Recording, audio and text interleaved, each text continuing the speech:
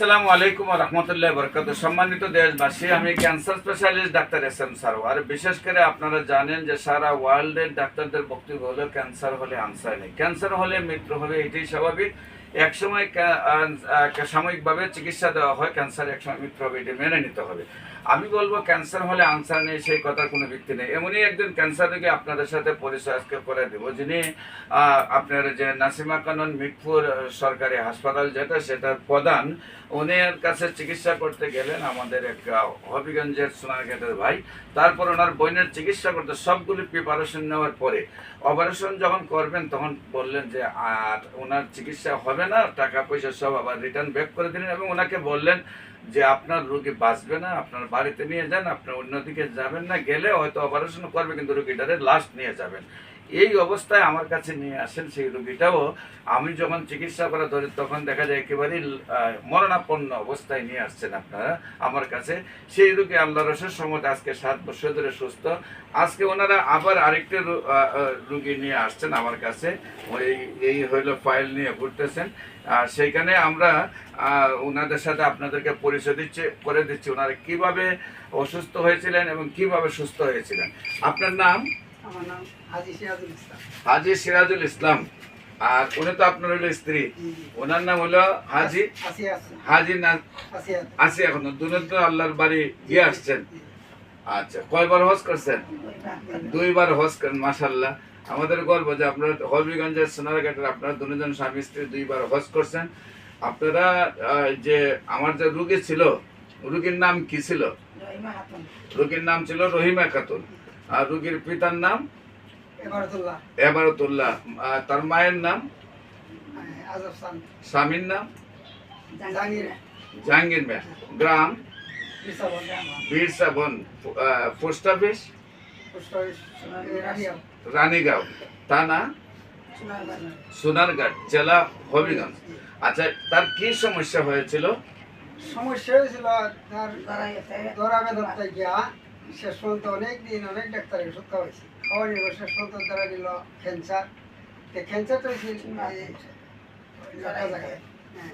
Tumour আছে, টিউমারের মধ্যে ক্যান্সার আছে, মানে প্রস্রাবের রাস্তায় জরায়ুতে টিউমার হয়ে ক্যান্সার হয়ে গেছে। তারপরে আপনারা কি করলেন? ওই ডাক্তার দেখালাম, শেষ পর্যন্ত টাকা। আপনি প্রথম কোথায় ডাক্তার দেখাইছেন? প্রথম সোনারঘাট। সোনারঘাটে ডাক্তার দেখানোর পরে সিলেট, সোনারঘাটের ডাক্তার বলছে আপনার সিলেট যান। সিলেটে হইয়া এই সিলেটের ডাক্তার কইছে যে এখানে হইতো না, তোমরা ঢাকা যাও। মানে সিলেট এটা হবে না, আপনারা ঢাকা যেতে হবে। যাওয়ার পরে এখানে ডাক্তার দেখে কিয়া চিকিৎসা চললো। এই সময় একবারে রুগী একবারে দুর্বল, তখন এই টিউমারটা অপারেশন হওয়ার লাগি এখানে ভর্তি হওয়া গেল। ভর্তি হওয়ার পরে এই টাকা 70,000 টাকা নিছে, আরো অনেক টাকা নিছে, ওষুধপত্র চিকিৎসা এবার একটা বোর্ড বইছে, তারা বোর্ড বইয়া দেখা গেছে যে রুগীটা যদি অপারেশন হয় তা মারা যাবে।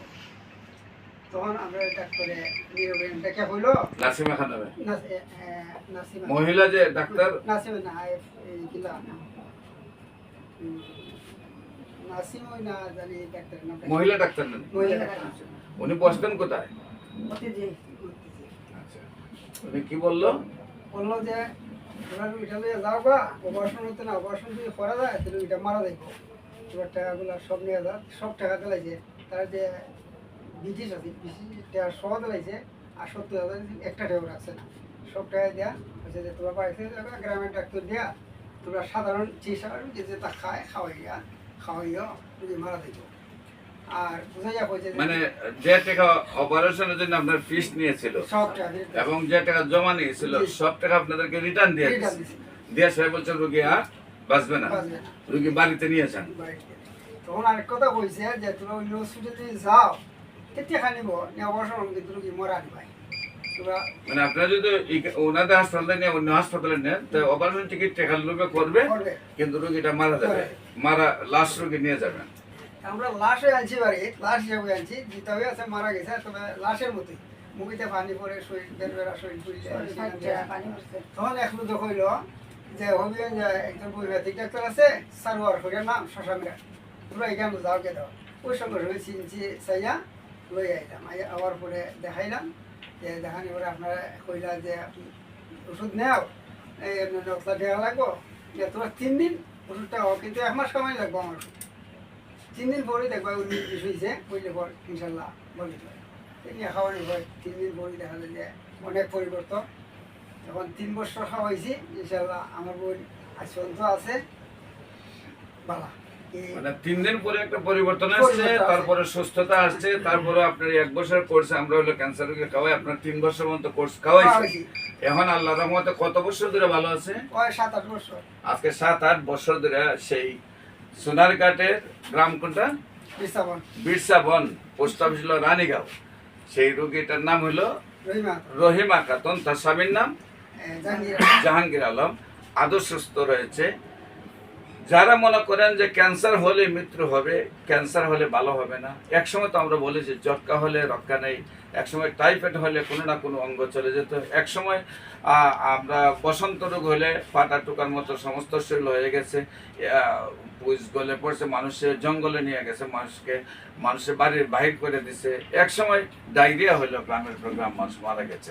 সেইগুলোর যেহেতু ভিত্তি নেই, আমরা বলবো হোমিওপ্যাথিকে সিমিলিয়া সিমিলিবাস কিউরেন্টা, 7 দেশের ব্যাধি মুক্ত। Homeo treatment is the treatment of patient, not the patient but the disease, not the disease but the symptom. রোগটা যত বড়ই হোক না কেন, ফর দ্য পয়েন্ট যদি রোগী এবং রোগ এবং রোগীর বডি সিমটমকে অ্যাডজাস্ট করা যায় মেডিসিনের সাথে, তাহলে যত বড় রোগী হোক না কেন ভালো হয়ে যায়।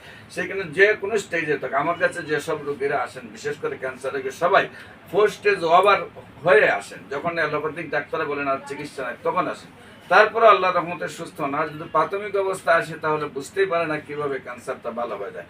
আপনারা যদি ক্যান্সার গবেষক ডাক্তার এসএম সরোয়ার ইউটিউবে সার্চ করেন, cancer specialist doctor SM Sarwar charge করলে 4,500-এর ঊর্ধ্বে ক্যান্সার রোগীর সাক্ষাৎকার পাবেন, যারা সুন্দরভাবে সুস্থ হয়েছে। আপনাদের যে কোনো সময় আমাদের অফিস ভিজিট করার জন্য আমন্ত্রণ রইল।